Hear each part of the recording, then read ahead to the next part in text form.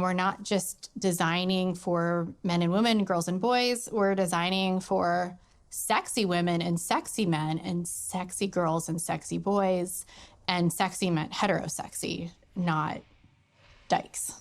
He said, are we exclusionary? Absolutely. Not everyone can wear our clothes. I don't want everyone essentially wearing our clothes. He talked about going after the cool kids. He talked about, and again, this word, the all-American cool kid. He sort of fetishized the all-American boy. I mean, he's not the only person in fashion who sort of believed these things, but he was the only person seemingly who would say that out loud.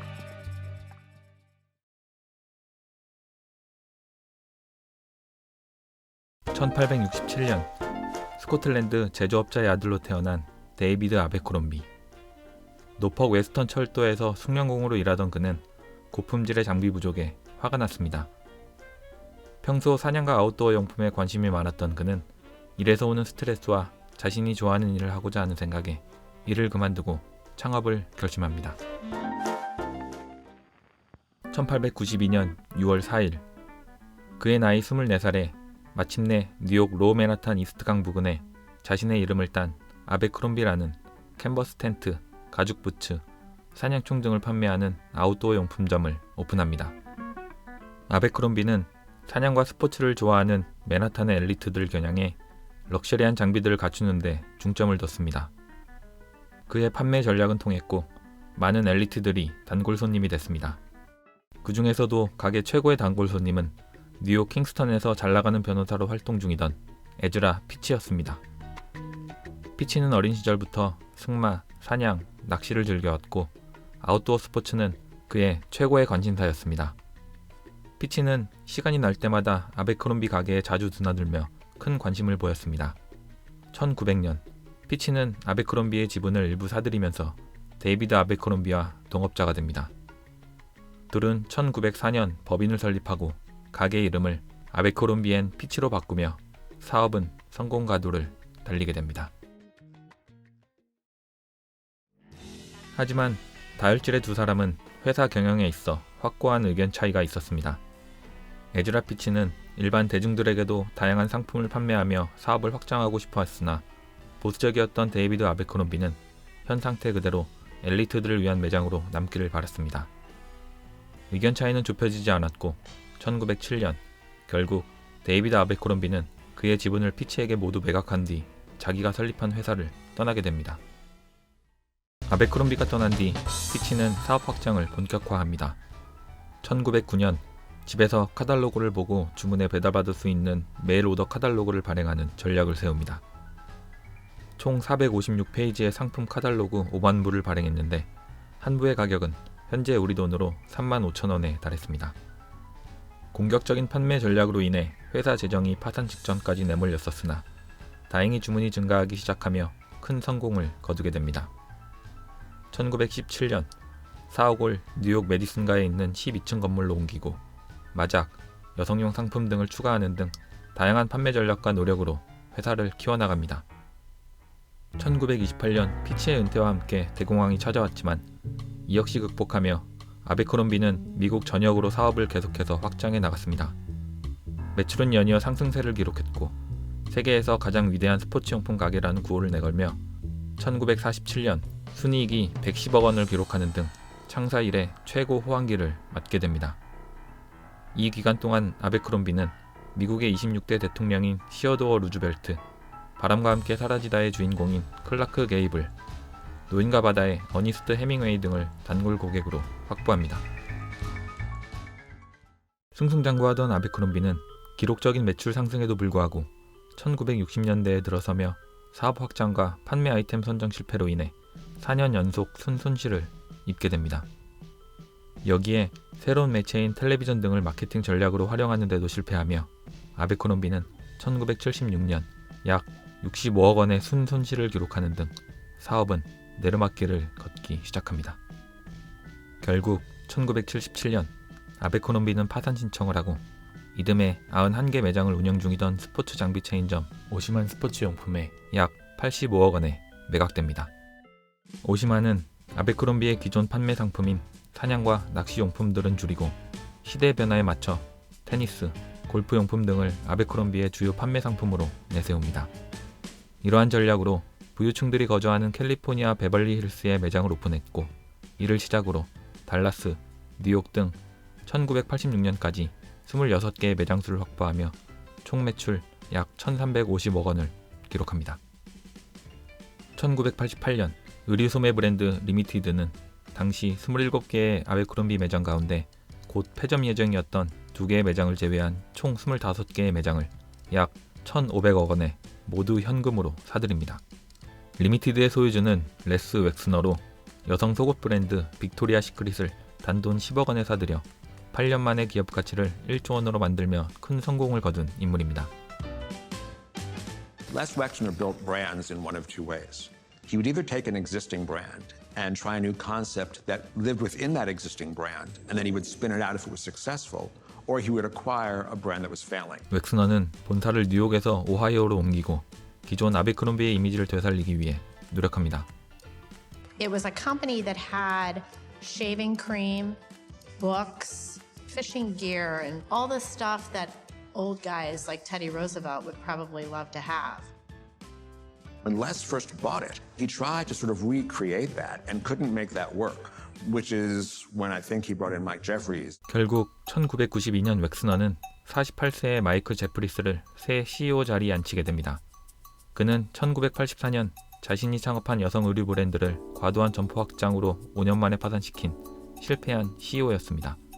제프리스는 기존 아베크롬비의 총기 등 아웃도어 상품 판매를 버리고 의류용품 판매에 초점을 맞췄습니다. 이로써 한때 미국의 엘리트들에게 아웃도어 용품을 판매하는 것으로 유명했던 아베크롬비는 새로운 변화를 맞이하게 됩니다.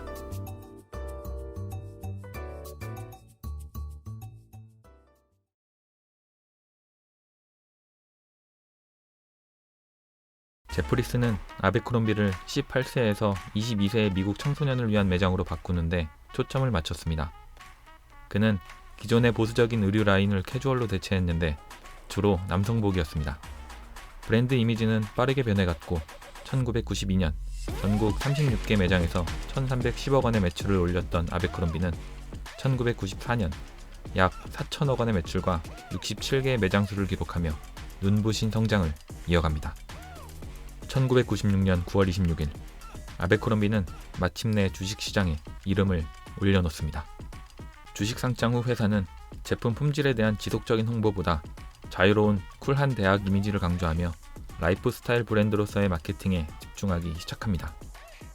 The bet was that if we get the right guys in the right fraternities to wear the clothes and be ambassadors for the clothes, then other people are gonna want to copy that. It was like pre-digital, like influencer marketing. 제프리스는 의류, 음악, 엔터테인먼트에 대한 선호에 맞춰 임원들과 디자이너들을 고용함으로써 젊은 미국인들의 요구를 계속 만족시켰습니다. 매장마다 클럽 음악을 크게 틀어놓고 독특한 향기를 내뿜으며 특유의 분위기를 연출해 매장에 들어간 손님들에게 놀다 온 것 같은 경험을 선사했습니다. 또한 1980년대 성적으로 노골적인 캘빈 클라인의 광고를 만든 사진작가 브루스 웨버를 고용하며 1997년 자사의 카탈로그 잡지인 아베크롬비 쿼털리를 발행하기 시작합니다. I've always felt that men, just like women, really need an appreciation of themselves and the way they look physically. 남성들의 신체에 초점을 맞춘 예술 사진으로 주목을 받은 이 잡지는 회사의 의류 라인뿐만 아니라 대중문화, 섹스, 음악 및 기타 10대들이 좋아하는 기사들을 특집으로 다루었습니다. It was clear to anyone who was paying attention that there were many gay men involved in all of it. In the late 90s, to be a gay kid in Iowa and to think that you were the only one. More of those boys started wearing Abercrombie, and that fashion world and that kind of masculinity and whatever that meant, all of this was happening in the late 90s.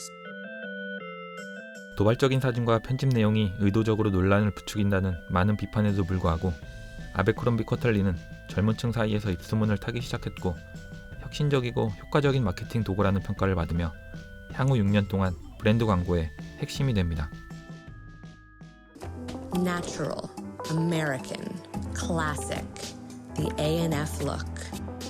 이로써 아베크롬비는 젊음, 잘생긴 외모, 그리고 재미에 전념하는 문화를 갖게 되었고 아베크롬비를 입는다는 것은 쿨함의 상징이 됩니다.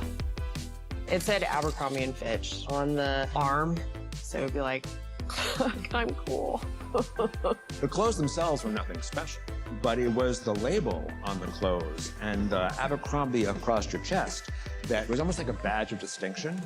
I remember seeing kids who definitely had more money than I did wearing the clothes and just wanting to be a part of that look. Abercrombie sold a dream. It almost was like your fantasy, like a young person's fantasy. 2001년 아베크롬비의 총 매장 수는 309개로 증가했고 매출은 3조 원, 순이익은 3,500억 원을 넘어섭니다.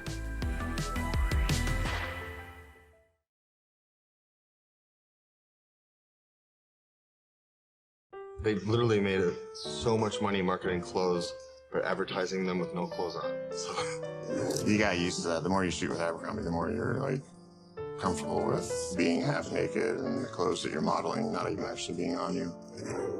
It was very well known with Bruce that he liked young men. You would put your hand on your chest and he put his hand on your hand, kind of like talking to relax. And then it was, I'm gonna lower your hand, tell me when to stop. My hand didn't move.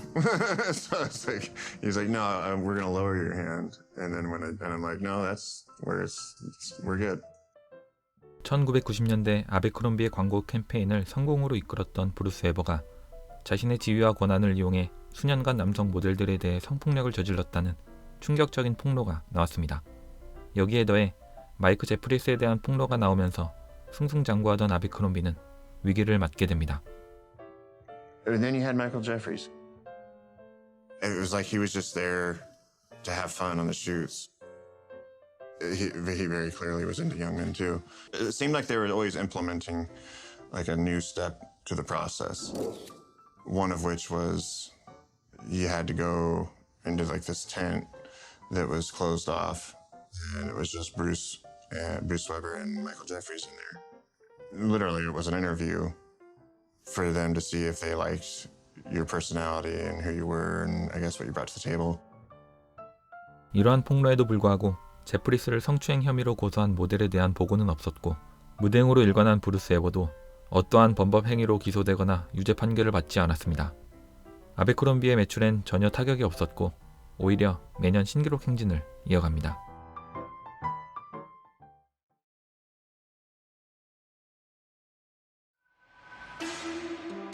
So it's the kitschy font and the sort of the caricatures of the bucktooth and the slant-eyed Asian. So two wongs can make it white. I don't know what it was, but like the kids, the consumers just loved wearing those tees. So we kept making them. And they were cheap. You could sell tees for like an 85% markup. 한 장에 5만 원에 판매되던 노골적인 인종차별 티셔츠에 아시아계 미국인 학생들 사이에서 분노가 거세졌습니다.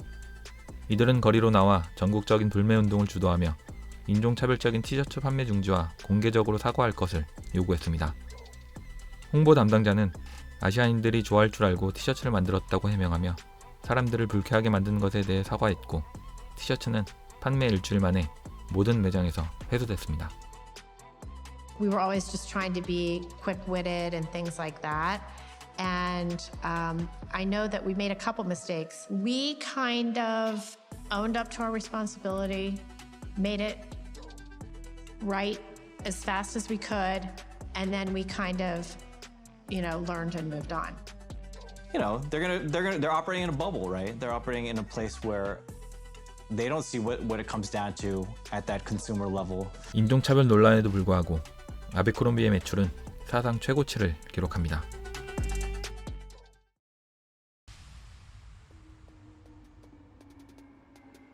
(2003년 6월) 아베크롬비는 흑인, 라틴계, 아시아계 미국인 지원자와 직원들에게 차별 행위를 했다는 이유로 유색인종 청년 9명으로부터 집단 소송을 당합니다.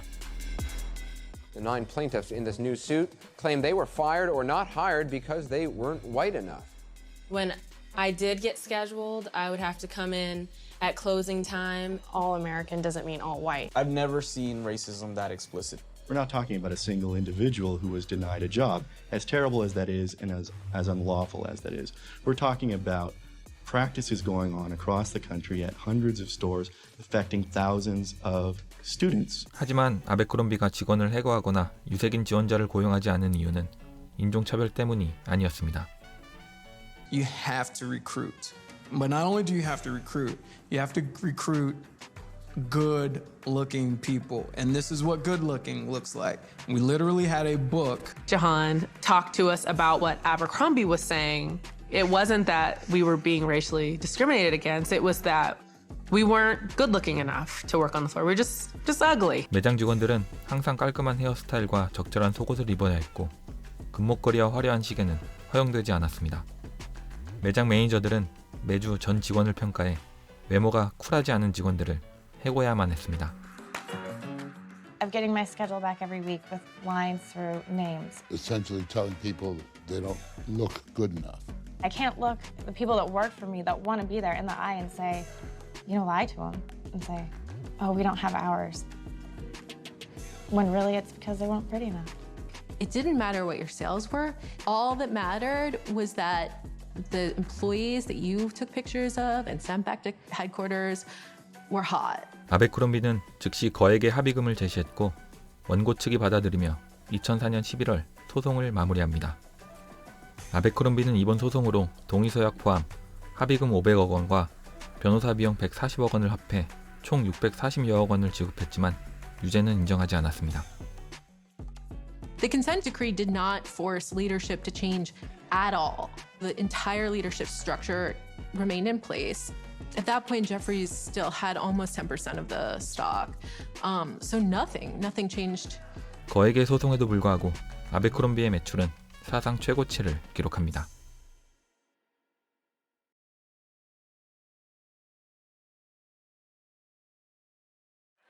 The CEO of the company announced that his stores will stop selling clothing for women larger than a size 10.